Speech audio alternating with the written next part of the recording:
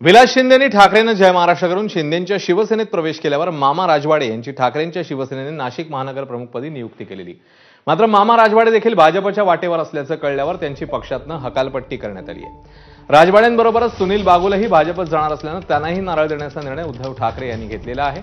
दरम्यान मामा राजवाड्यांच्या आणि सुनील बागुल यांच्या भाजप प्रवेशाला ब्रेक लागलाय आणि त्यामागचं कारण म्हणजे त्यांच्या विरोधात दाखल असलेले गुन्हे। पोलीस दप्तरी ते फरार आहेत। या दोघांच्या जामीन अर्जावर 5 जुलैला सुनावणी होणार आहे। आता गुन्हेगारीचा शिक्का लागलेल्या दोघांना भाजपने प्रवेश नाकारला तर ना घर का ना घाट का अशी अवस्था या दोघांचीही होणार आहे।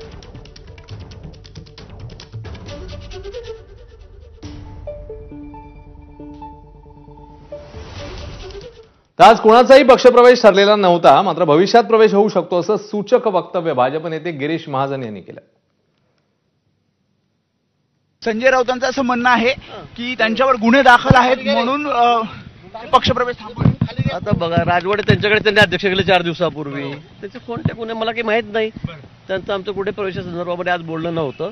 आज त्यांचा प्रवेश नाहीये, पुढे भविष्यामध्ये काही सांगता येत नाही। उभाटा नाशिकमध्ये राहणारच नाही। दबाव टाकला जातोय असं त्यांचा आरोप आहे की दबाव टाकला जातो, गुन्हे काही दबाव नाही। आता या लोकांवर काय दबाव होते आमचे? त्यांच्याबरोबर कोणी राहायलाच तयार नाही। मी वारंवार आपल्याला सांगतोय की उभाटा बरोबर राहण्याची कोणाची आता मानसिकता नाहीये, इच्छा नाहीये। सुधीर मुनगंटीवार